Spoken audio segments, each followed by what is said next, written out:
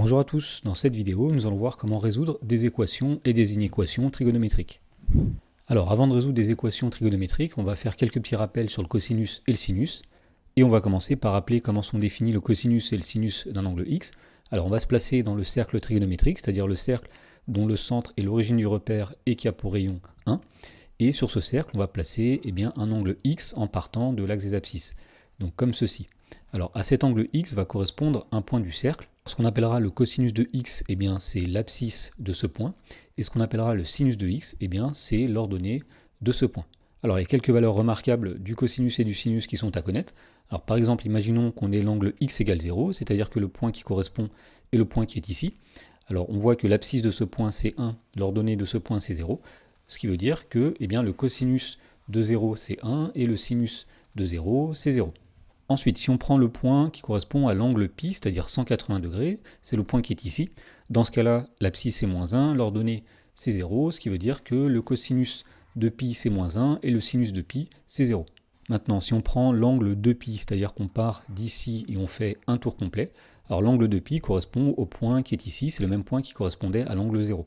Alors pour l'angle de π, même chose, le cosinus vaudra 1, le sinus vaudra 0. Autre angle pour lequel le cosinus et le sinus sont faciles, c'est l'angle π sur 2 qui correspond à 90 degrés. Donc le point qui correspond à l'angle π sur 2 est le point qui est ici. Et on voit que l'abscisse de ce point c'est 0, l'ordonnée de ce point c'est 1, donc le cosinus de π sur 2 c'est 0, et le sinus de π sur 2 c'est 1. Alors il nous reste à voir trois derniers angles, π sur 3, c'est-à-dire 60 degrés, π sur 4, 45 degrés, π sur 6, 30 degrés. Alors on va commencer par π sur 3, donc π sur 3 c'est 60 degrés. 60 degrés, ce sont les angles d'un triangle équilatéral. Alors ici, si on trace un triangle équilatéral de côté 1, donc ici on a 1, 1, et donc le troisième côté 1 comme ceci, puisqu'on a un triangle équilatéral, on sait que la hauteur ici c'est pareil que la médiane, c'est pareil que la médiatrice, autrement dit, le cosinus de π sur 3 ce sera 1 demi. Ce qui nous permet de nous rendre compte qu'il y a une erreur dans le tableau ici. Le cosinus de π sur 3, c'est pas racine de 3 sur 2. C'est 1 demi. Alors, même chose, pour le sinus ici, on pourrait faire le calcul. Pour trouver la hauteur d'un triangle équilatéral dont le côté vaut 1, on trouverait ici racine de 3 sur 2. Donc, il y avait aussi une erreur pour π sur 3. Le cosinus de π sur 3, c'est racine de 3 sur 2. Alors, on va maintenant passer à l'angle π sur 6. Donc, même chose, il va y avoir des petites erreurs dans le tableau qu'on va rectifier. Et justement, π sur 6, c'est la moitié de π sur 3, puisque π sur 6 est 30 degrés, et π sur 3 c'est 60 degrés. Alors il se trouve que pour avoir l'angle π sur 6, il suffit de tracer un triangle équilatéral comme ceci. Alors puisqu'ici on a 60 degrés, ça veut dire qu'ici on a 30 degrés, donc on a bien un angle de π sur 6. Alors pour trouver le sinus de π sur 6, puisqu'on a un triangle équilatéral, là on sera tout simplement à la moitié, donc le sinus de π sur 6 c'est bien 1 demi. Et donc le cosinus de π sur 6, qui sera ici l'abscisse de ce point, ce sera racine carrée de 3 sur 2. Donc pareil, il y avait une petite erreur dans le tableau, c'est racine de 3 sur 2. Et pour finir, l'angle π sur 4, alors π sur 4 c'est 45 degrés, c'est lorsqu'on prend la bisectrice ici du premier cadran. Alors le sinus et le cosinus vaudront la même chose, puisqu'effectivement il y a une symétrie, et donc cette valeur c'est racine carrée de 2 sur 2 qui est à connaître. Donc pour le sinus et pour le cosinus, c'est racine carrée de 2 sur 2. Et donc maintenant qu'on connaît les valeurs remarquables du cosinus et du sinus, on va pouvoir les utiliser pour résoudre des équations du type cosinus de x égale un nombre. Alors on va commencer par résoudre des équations du type cosinus de x égale cosinus d'un angle donné. Et donc avant de donner la proposition, on va regarder sur un schéma ce qui se passe. Donc imaginons qu'on ait un angle alpha comme ceci, et on va chercher tous les nombres x tels que le cosinus de x est égal au cosinus de alpha. Alors le cosinus de alpha, il est obtenu en prenant l'abscisse du point qui est ici, donc cosinus de alpha sera ici. Et donc on voit qu'il y a deux possibilités. Un angle aura un cosinus qui est le même que le cosinus de alpha. Si cet angle c'est alpha, ou bien autre possibilité, si cet angle c'est moins alpha, puisque l'abscisse du point qui est ici est aussi cosinus de alpha.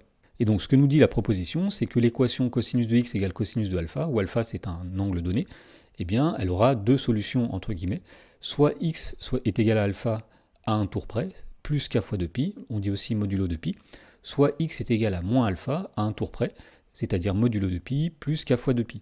Voilà, donc pour résoudre des équations du type cosinus de x égale cosinus de quelque chose, par exemple cosinus de x égale cosinus de π sur 3, il y aura finalement deux familles de solutions qui sont données dans la proposition. Et pour finir, d'après la remarque, on nous dit que pour résoudre une équation du type cosinus de x égale un nombre a, eh bien on essaiera au préalable d'écrire ce nombre a sous la forme cosinus de quelque chose. Tout simplement, puisque ensuite, lorsqu'on voudra résoudre cosinus de x égale a, eh bien cela reviendra à résoudre cosinus de x égale cosinus de alpha, et ça, on sait le résoudre d'après la proposition. Alors, faisons un exemple pour voir comment on peut résoudre ce genre d'équation trigonométrique. Donc dans l'exemple, on nous demande de résoudre les équations suivantes dans moins pi pi. C'est-à-dire que le nombre x qu'on donnera à la fin doit être situé entre moins pi et pi.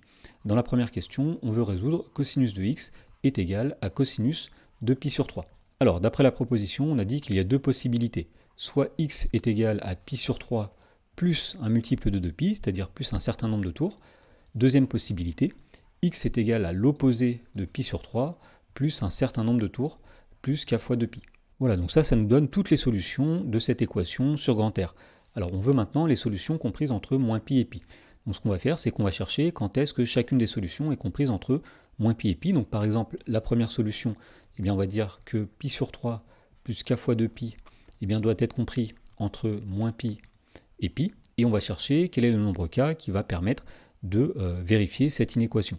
Alors, pour résoudre cette inéquation, on va tout simplement commencer par soustraire pi sur 3 dans chacun des membres. Donc, le premier membre ici va devenir moins pi sur 3. Le deuxième membre, eh bien, les pi sur 3 disparaissent. Il va rester simplement k fois 2pi. Et le troisième membre ici, on va faire pi moins pi sur 3. Alors, ces inéquations ou ces inégalités sont équivalentes. Alors, moins pi sur 3, c'est-à-dire moins 3pi sur 3 moins pi sur 3, c'est-à-dire moins 4 pi sur 3, qui doit être plus petit que k fois 2pi, qui doit être plus petit que, alors pi c'est 3 pi sur 3, moins 1 pi sur 3, c'est-à-dire 2 pi sur 3. Ensuite, on va simplifier par pi dans chacun des membres, puisque pi est positif, on ne changera pas le sens des inégalités, donc il va simplement rester ici, moins 4 tiers, qui est plus petit que k fois 2, qui est plus petit que 2 tiers. Et pour finir, pour avoir le nombre k, eh bien, il suffit simplement de diviser par 2. Alors, la première fraction va être moins 4 tiers, donc divisé par 2, c'est multiplié par 1 demi. La deuxième va être 4 fois 2 fois 1 demi, donc il va rester k. Et la troisième, donc 2 tiers divisé par 2, c'est-à-dire 2 tiers fois 1 demi. Et donc, pour finir de résoudre cette inéquation, donc ici on a moins 4 tiers fois 1 demi, c'est-à-dire moins 4 sur 6, plus petit que k, plus petit que, alors 2 tiers fois 1 demi, ça fait 2 sixièmes. Mais on sait que le nombre k, c'est un entier relatif. Alors un entier relatif compris entre moins 4 sur 6 et 2 sur 6, il n'y en a qu'un seul, c'est tout simplement k égale 0. Donc parmi la première famille de solutions, eh bien, le seul nombre x pour lequel eh bien, x est compris entre moins pi et pi, c'est lorsque k égale 0. Et lorsque k égale 0, donc 0 fois 2 pi 0, il va rester pi sur 3. Donc la première solution qui est dans l'intervalle moins pi pi, c'est pi sur 3. Ensuite, sur le même principe, on va chercher quand est-ce que dans la deuxième famille de solutions, eh bien, le nombre x est compris entre moins pi et pi. Autrement dit, on va chercher quand est-ce que eh bien, moins pi est plus petit que x, c'est-à-dire moins pi sur 3 plus k fois 2pi, qui est plus petit que pi. Et donc pour résoudre ceci, c'est exactement le même principe que eh bien, les inéquations précédentes. On va tout d'abord ajouter pi sur 3 dans chacun des membres pour le supprimer du membre du milieu. Donc ici, on va voir moins pi plus pi sur 3, qui doit être plus petit que k fois 2pi, qui doit être plus petit que pi plus pi sur 3. Alors, moins pi plus pi sur 3, c'est-à-dire moins 3 pi sur 3 plus pi sur 3, il va rester moins 2 pi sur 3, qui est plus petit que k fois 2pi, qui est plus petit que pi plus pi sur 3, c'est-à-dire 3 pi sur 3 plus pi sur 3, 4 pi sur 3. Ensuite, on simplifie par pi qui est positif, donc on ne va pas changer le sens des inégalités. Donc on va avoir moins 2 tiers, k fois 2, plus petit que 4 tiers. Et pour finir, on multiplie par 1 demi ou on divise par 2 pour isoler le nombre k qui est ici. Donc on va avoir moins 2 tiers fois 1 demi, k fois 2 fois 1 demi, donc il reste k, 4 tiers fois 1 demi. Et donc moins 2 tiers fois 1 demi, c'est-à-dire moins 2 sixièmes. Ensuite, donc le nombre k, ensuite 4 tiers fois 2, 4 tiers fois 1 demi, c'est-à-dire 4 sur 6. Et pour finir, on dit que le nombre k, eh bien, c'est un entier qui est compris entre moins 2 sur 6 et 4 sur 6, donc il n'y a qu'une seule possibilité, c'est k égale 0. Ce qui va nous donner une deuxième solution qui est comprise entre moins pi et pi, c'est lorsque k égale 0 dans la deuxième famille de solutions. Donc on va avoir moins pi sur 3 plus 0 fois 2pi, c'est-à-dire moins pi sur 3. Et donc on va dire que l'ensemble des solutions de l'équation dans moins pi pi, eh bien, il y a deux solutions. Il y a pi sur 3, parce qu'on avait dit que le premier k valait 0, et puis il y a moins pi sur 3, parce qu'on vient de voir que le deuxième cas doit être égal à 0. Dans la question numéro 2, on nous demande cette fois-ci de résoudre l'équation cos de x égale à racine de 2 sur 2. Alors comme on l'a dit dans une remarque, il faut d'abord transformer le racine de 2 sur 2 comme le cosinus de quelque chose. Alors d'après les valeurs remarquables du cosinus qu'on a rappelé au début de la vidéo, on sait que racine de 2 sur 2, eh bien c'est cosinus de pi sur 4. Et donc on va chercher tous les angles x, dont le cosinus de x est égal au cosinus de pi sur 4. Alors si on fait un petit schéma comme ceci, on sait déjà que pi sur 4 sera situé ici.